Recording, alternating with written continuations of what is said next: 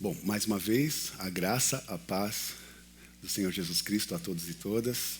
Muito bom estar com vocês, muito bom também saber que você que está em casa está nos ouvindo, está também separando um tempo para que essa mensagem seja relevante ao seu coração. Então, você que está no YouTube ou no Spotify, seja muito bem-vindo. Separe esse momento ao Senhor, que o Senhor possa falar aos nossos corações. Eu queria que você abrisse a sua Bíblia no Evangelho de Lucas, no capítulo 24. Lucas 24. Nós vamos ler a partir do verso 1.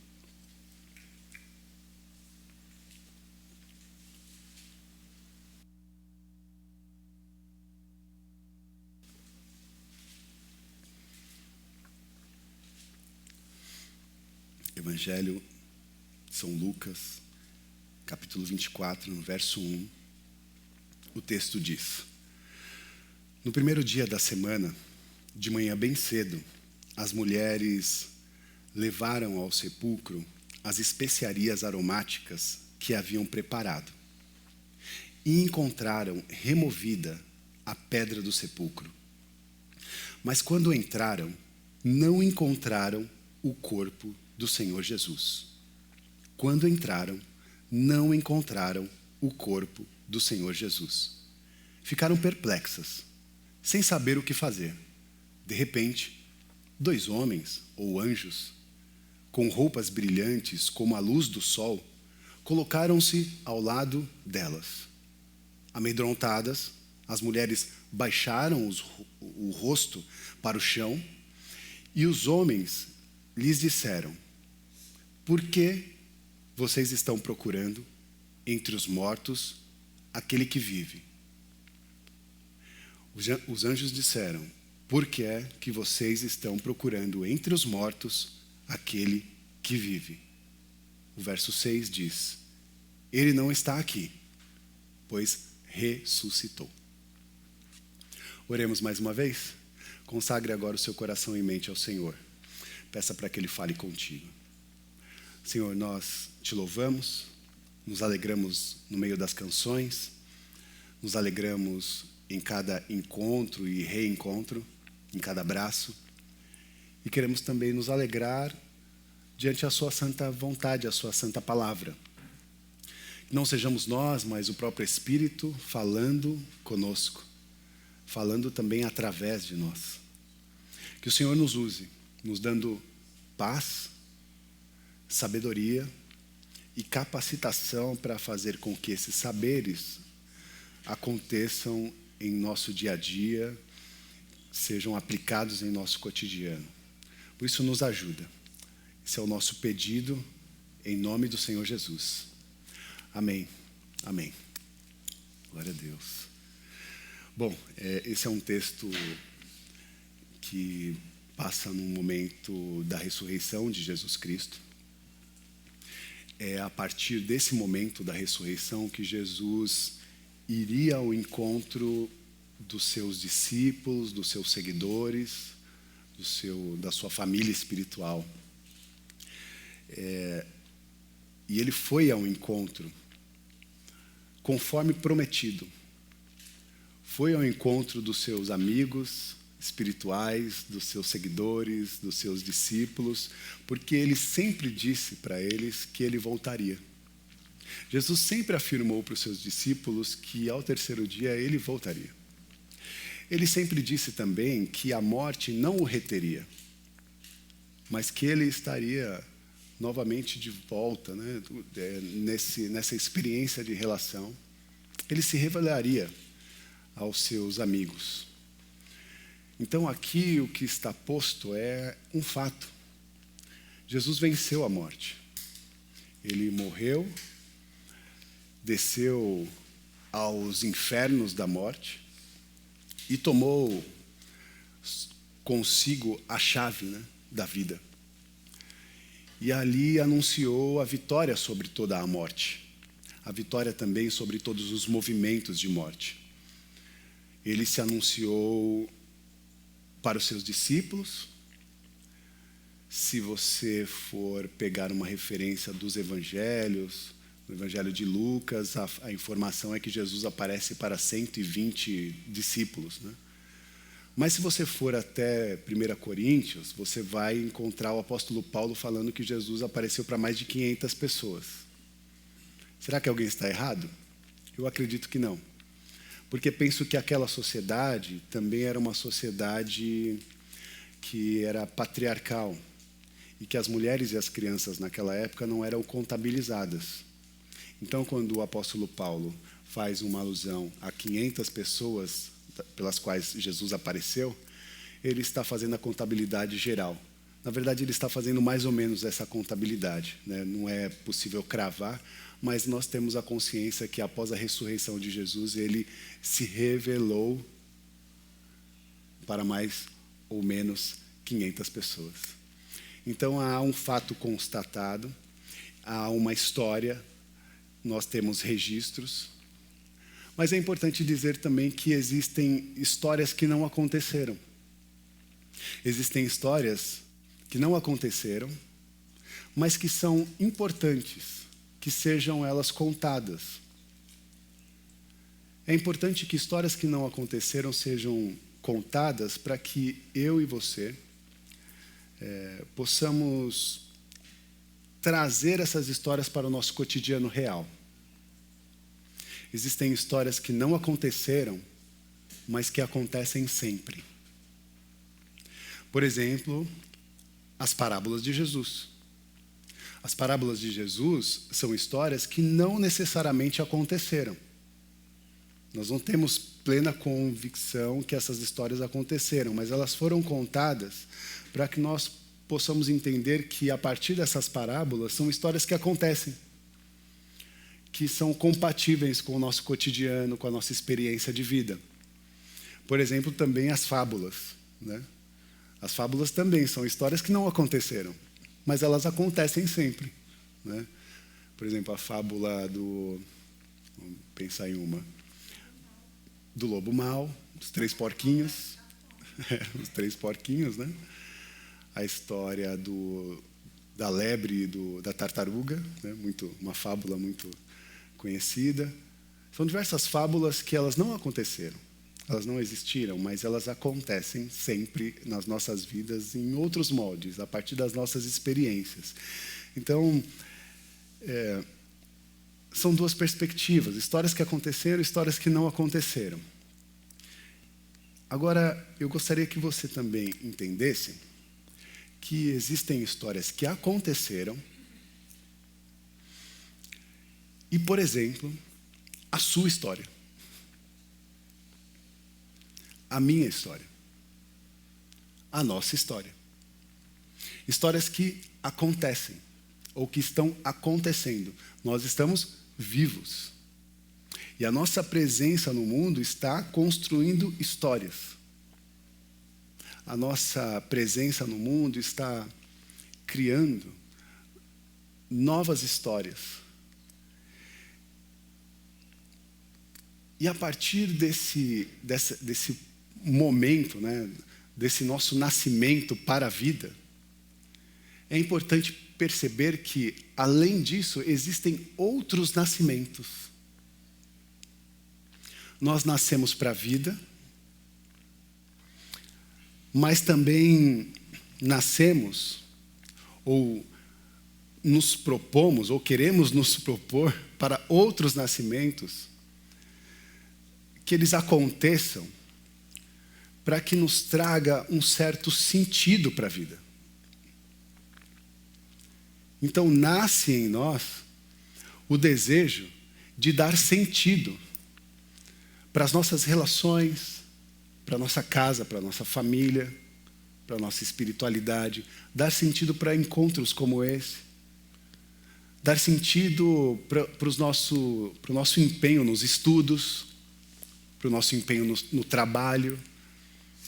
E a partir disso nós estamos tentando fazer quase que como novos partos, né? Um parto para dar sentido para a vida. Há uma frase de Erich Fromm que ele diz que a principal tarefa na vida de uma mulher e de um homem é a de dar nascimento a si próprio. E aí, lendo essa frase, automaticamente você é levado ao encontro de Jesus com Nicodemos. Quem lembra desse diálogo, né?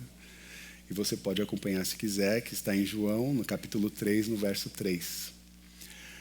Num diálogo de Jesus com Nicodemos, Jesus fala assim para ele: digo a verdade, ninguém pode ver o reino de Deus se não nascer de novo. E aí perguntou Nicodemos: como alguém pode nascer sendo velho? É claro que não pode entrar pela segunda vez no ventre da sua mãe e renascer. E Jesus respondeu: digo a verdade, ninguém pode entrar no reino de Deus se não nascer da água e do Espírito. O que nasce da carne é carne, e o que nasce do Espírito é Espírito. Nicodemos, quando indaga Jesus, ele fala: o Senhor não está falando que nós temos que entrar novamente no ventre da nossa mãe. E aí Jesus: não é sobre isso. Na verdade, essa experiência você já teve. Que nasce da carne é carne. E está aí você, encarnado, em carne e osso. Agora estou falando de um novo nascimento. Nascer do Espírito. Porque quem nasce do Espírito também é Espírito. Então, há uma presença da nossa existência clara.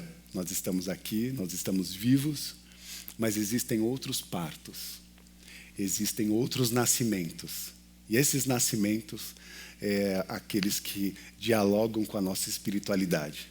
Nascimentos que impactam as nossas vidas, a ponto de perceber que aqui nós temos pessoas que nasceram como pais, né? Como mamães. Eu tive a experiência de nascer como pastor. Tive também a experiência de renascer como filho, de nascer como marido e de renascer a partir das amizades que quero desenvolver em vida. Novos nascimentos, novos partos, um novo tipo de experiência de humanidade, proposta pelo próprio Criador. Por isso não para. Esses ensinamentos, eles precisam ser encontrados ou reencontrados ou reproduzidos. E isso é necessário para o nosso crescimento como ser humano, como gente. Porque senão a gente fica paralisado a experiências que não são humanizadas. E vamos nos petrificando, endurecendo o coração e colocando as relações e as coisas que de fato são importantes em segundo plano e conectando a outras coisas que são muito rígidas e muitas vezes até mesmo cruéis. Então, há uma súplica de Deus para cada um de nós para que não sejamos tratados como seres bestiais. Uma vez eu fiz essa referência e eu disse que nós não construamos, né, relações animalescas, né? Mas aí eu reparei, né, na verdade a gente não pode ser bestial, né? Porque até animais também até os animais demonstram os seus carinhos, né? Então, o que nós não queremos é cair nesse lugar de fazer com que a nossa experiência no mundo seja posta a partir de uma expressão de bestas feras, né? Mas que a nossa expressão seja rica de amabilidade, de bondade, de carinho, de afeto, de respeito. Porque é isso que o Senhor, é dessa forma que o Senhor se manifestou. É dessa forma que Ele apresentou para nós o modelo da sua ressurreição. E assim Jesus ressuscitou. Ele ressuscitou e Ele agora não parou na história. Ele aconteceu um dia. Na verdade, essa ressurreição aconteceu em um dia na história. Mas não foi um fato único histórico. A ressurreição de Jesus não foi um fator único na história. A ressurreição de Jesus rompeu a morte, incendiou a vida e fez com que essa celebração indicasse uma experiência além da história. Uma ressurreição que percorre os dias, percorre através das nossas vidas. A partir do momento em que nós propomos a nossa experiência como um fator da ressurreição de Cristo nos lugares onde performamos, né? Onde colocamos a planta dos nossos pés. Ali queremos que o Senhor esteja. Ali queremos que o Senhor se manifeste. Então é dentro desse lugar que a nossa celebração indica a ressurreição de Cristo, dizendo para todas e todos que o Senhor Jesus e a manifestação da sua vitória sobre a morte acompanhou a história e chegou até nós. E ela hoje se manifesta aqui, no meio de nós. Ele está no meio de nós. Cristo está vivo e se faz presente em nossas vidas. E hoje eu posso ver Cristo no rosto de cada um de vocês. Hoje eu posso te dar a experiência de você ver Cristo em mim, como eu tenho visto Cristo em você. Jesus está no meio de nós. E essa expressão nos dá autoridade para a vida. Uma vida viva, uma vida completa, a vida mesmo que Ele nos confiou, a vida abundante, né? E essa vida viva de Deus, ela precisa estar, primeiramente, muito bem discernida, para que ela possa ser, né, desenvolvida no nosso cotidiano e na nossa caminhada de fé. A ressurreição de Jesus toca as nossas vidas. A ressurreição de vida não só toca, mas como também nos transforma. Toca também nos transformando em cada toque nos processos de morte que chegaram até nós. Porque nós passamos por processos de mortes. Vivemos por processos de degradação, de dores e de sofrimento.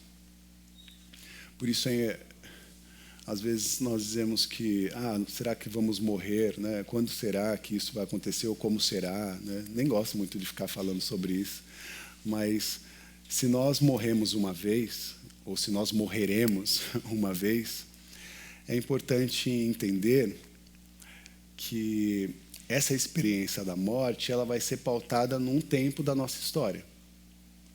Mas se alguém me perguntar sobre morte, também direi que eu morri muitas vezes. Eu morri muitas vezes. Há muitas coisas em mim que precisaram morrer, para que outras coisas tivessem que viver, né?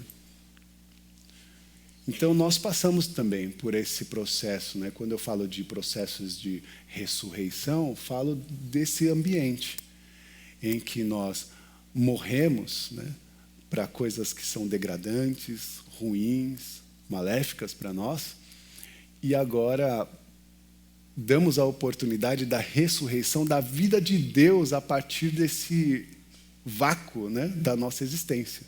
Quando nos desconectamos do que é mal e nos abrimos para a bondade de Deus, ou para que a bondade de Deus se manifeste em cada um de nós de uma forma rica e relevante. Porque se em algum momento os sonhos morreram, os projetos, né, as realizações, se as projeções profissionais morreram, saiba que diante de Deus nós temos a oportunidade da ressurreição sobre esses cenários.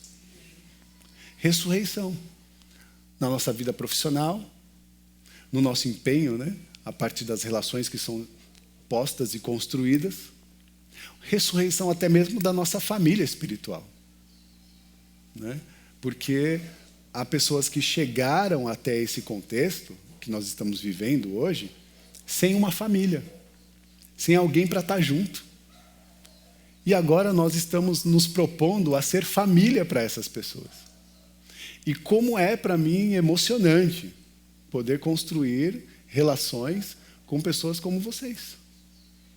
Por isso, cada abraço, cada conversa, cada sorriso ou cada choro, cada lágrima, constrói essa relação tão profunda que nós chamamos de uma relação divina, né? É divino isso que nós estamos construindo. E que, sabe, transcende todos os objetos construídos, estruturais, né? Achando que igreja é composta por regras, né? E leis rígidas em que nós temos que nos organizar a partir dessas expressões. Não, nós, pelo contrário, estamos rompendo os muros da religiosidade, dos legalismos e nos conectando a histórias. Estamos nos conectando a histórias verdadeiras e tentando compreender cada uma dessas histórias para que elas sejam assimiladas e compartilhadas.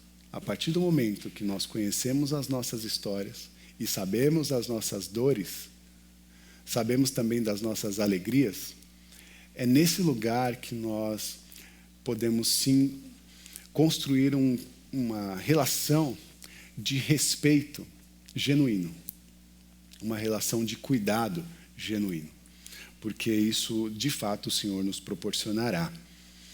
Então, a pergunta que fica, para que eu possa encerrar e a gente pensar sobre isso, é: quais são os processos de morte que você tem vivido?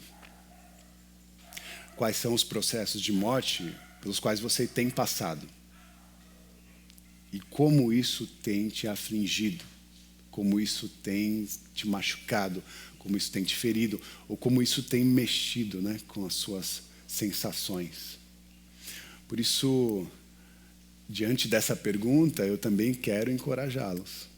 Encorajá-los a continuar sonhando.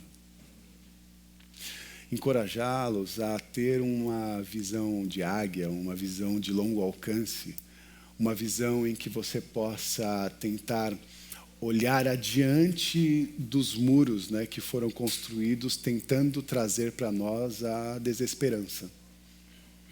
Quero te encorajar a sonhar, a continuar sonhando. Quero te encorajar a trazer para o seu coração a esperança. A esperança que nós temos reveladas pela própria Escritura, né? Trazer à memória aquilo que me dá esperança. E o que é que nós podemos trazer à memória? Essa fé que nós estamos construindo com o nosso Criador, com o nosso Deus. Essa fé na vida, essa fé nas pessoas, essa fé no jardim que Ele nos deu, a fé no cuidado, a fé nos animaizinhos, né? No cuidado com os animais, no cuidado com as nossas florestas, a fé no cuidado com as nossas crianças, no cuidado com as nossas relações, com a esfera emocional. A fé que é construída nessa esfera de cuidado um para com os outros. O Senhor está nos ajudando. Nós não estamos sozinhos num processo de tentativa e erro.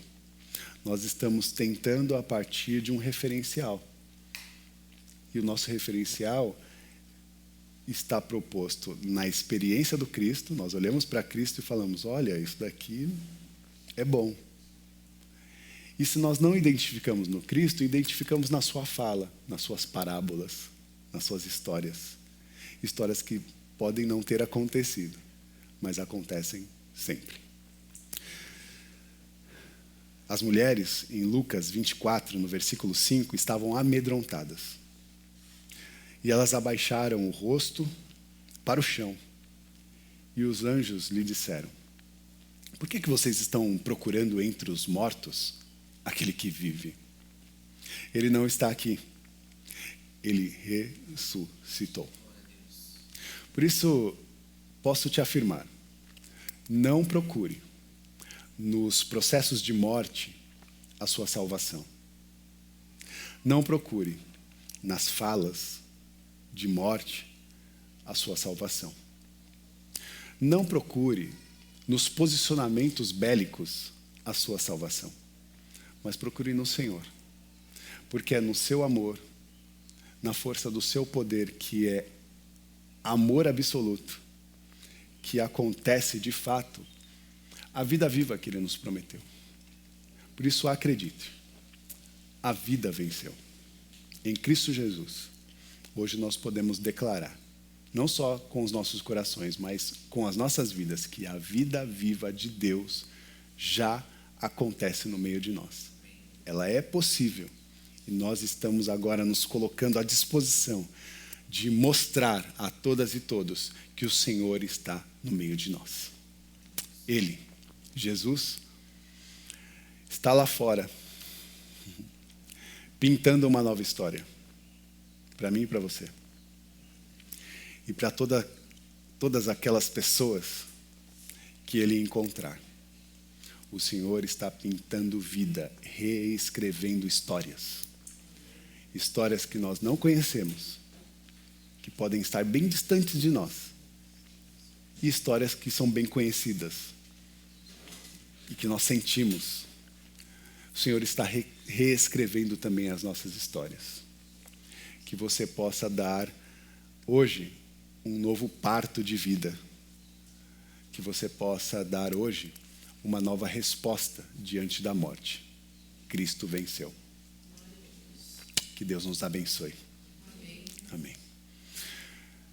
Nesse momento nós vamos para um tempo de partilha e é o tempo de mesa, né? Vamos partir o pão, vamos celebrar a vida viva de Deus em cada um de nós. Enquanto elas se preparam, nós oramos, né, Carol? Não, sentiu o calafrio, a Carol ali. É o Espírito Santo, Carol. Oramos ao Senhor. Oramos nessa perspectiva de fé, de um Deus que preparou um lugar de transformação e de renovo para cada um de nós.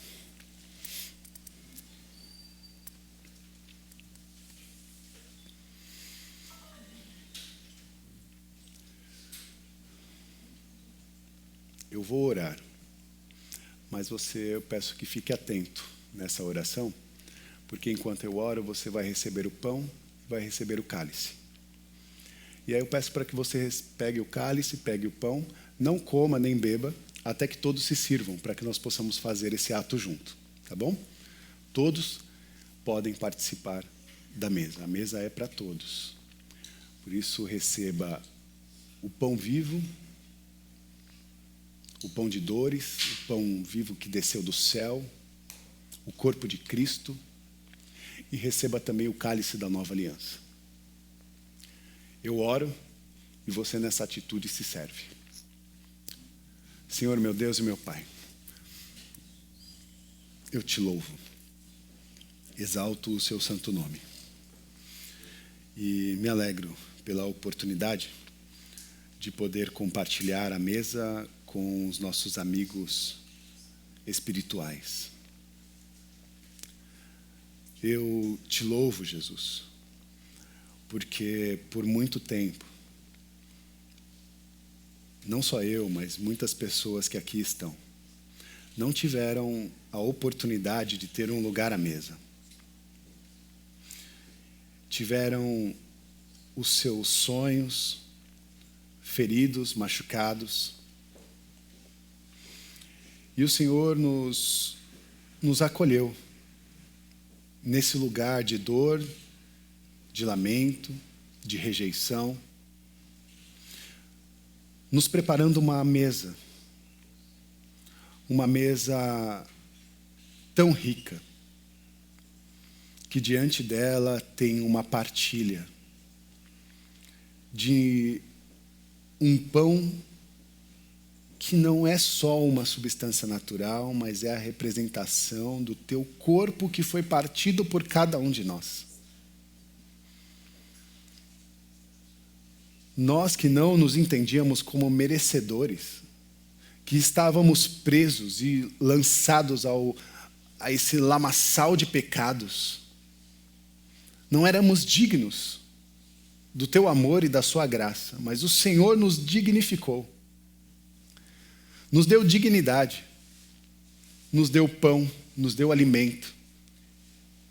E o pão e o alimento é força, capacidade para se levantar e continuar. O Senhor nos nutriu com o pão da vida. Por isso, ao partir do pão, nessa manhã os nossos olhos se abrem, reconhecendo quem de fato Tu és. Tu és o Senhor, o Salvador, o único das nossas vidas, o único a quem nós nos curvamos e adoramos diante a sua santidade. O apóstolo Paulo nos disse que recebeu do Senhor o que também entregou a cada um de vocês. O Senhor Jesus, na noite que foi traído, tomou o pão e, tendo dado graças, partiu e disse: isto é o meu corpo, que é dado em favor de vocês. Façam isso em memória de mim. Da mesma forma, depois de cear, ele tomou o cálice e disse: esse cálice é a nova aliança no meu sangue. Façam isso sempre que beberem, em memória de mim. Porque sempre que comerem desse pão e beberem desse cálice, vocês anunciam a morte do Senhor até que Ele venha. Você recebeu o pão? Então olhe para ele. Porque ele não é só uma substância natural, mas passa a ser a representação do corpo de Cristo que foi partido por cada um de nós. Um pão de sofrimento e de dor, que por algum momento deveria ser posta sobre nós, mas Cristo tomou sobre si as nossas dores. Cristo tomou sobre o seu corpo o nosso sofrimento. Cristo tomou sobre o seu corpo os nossos pecados. E diante desse pão, Jesus está dizendo para nós: não há mais dívidas. Não há mais dívidas. Diante de nós, agora há possibilidades. O Senhor se torna possível uma vida plena, uma vida que Ele nos oferece. Por isso, coma desse pão com esse respeito ao corpo que foi partido por cada um de nós. Coma em memória de Cristo Jesus, nosso Senhor.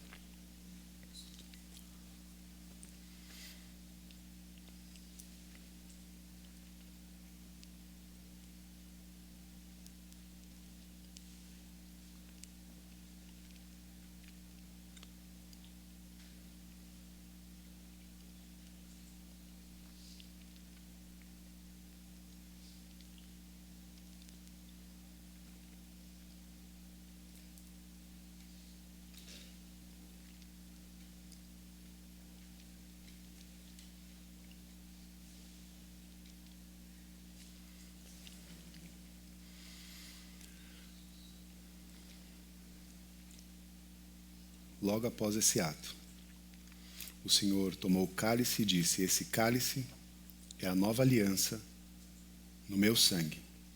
Façam isso sempre que beberem, em memória de mim. Porque sempre que você comer do pão e beber desse cálice, vocês anunciam a morte do Senhor até que Ele venha. Esse cálice é o cálice da nova aliança em Cristo Jesus, o nosso Senhor, em que nós celebramos a vida viva de Deus, da qual Ele nos confiou. Por isso, que esse brinde seja um brinde de celebração à vida de Deus em cada um de nós. A vida de Deus em nossas relações. A vida de Deus no cuidado com a nossa família. A vida de Deus no cuidado com os nossos sonhos, com os nossos projetos. Na ressurreição da nossa esperança. Um brinde à vida. Pode beber do cálice.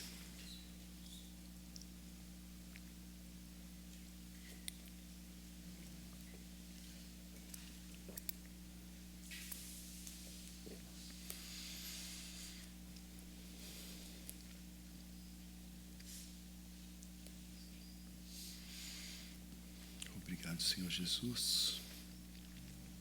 Obrigado, Senhor.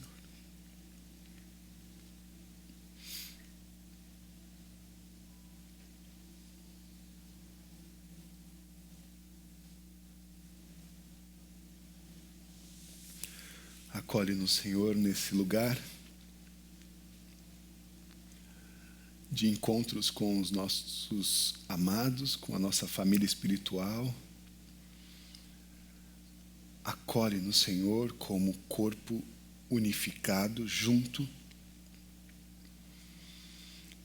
Acolhe-nos, Senhor, em teu abraço.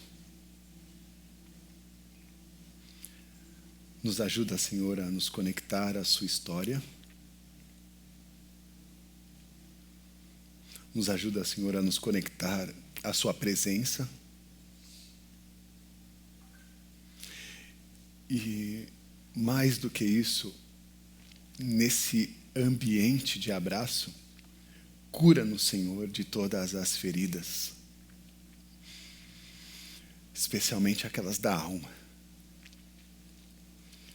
porque os seus movimentos acontecem de dentro para fora. Sejamos curados todos por Cristo Jesus nesta manhã. Você que está em casa, você que está nos ouvindo, seja curado por Cristo Jesus nessa hora.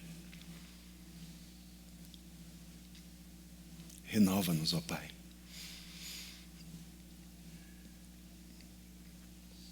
Dai-nos o seu amor, ó Filho. E que o sopro da Ruá, do Espírito Santo, venha sobre nós. Aleluia. Aleluia. Toda a honra e toda a glória, Senhor, seja dada somente a Ti. Tu és o Deus das nossas vidas, o nome sobre todo nome. Príncipe da paz. Maravilhoso conselheiro. Deus forte. Príncipe da paz. Aleluia. Com suas mãos ao céu, que o amor de Deus, que a graça do Senhor Jesus Cristo, o nosso Senhor, que a manifestação do Consolador, o Espírito Santo, esteja sobre a vida de todas e todos. Sejam abençoados, em nome do Pai, do Filho e do Espírito Santo, com todas as sortes de bênçãos espirituais. Que você saia daqui revestido de uma nova esperança, conectado a uma presença e a histórias tão profundas que o Senhor compartilha com cada um de nós, gerando vida, gerando ressurreição, gerando um parto de transformação em cada dia que o Senhor nos confia. Obrigado, Senhor, e que Deus nos abençoe. Amém. Amém. Amém. Obrigado.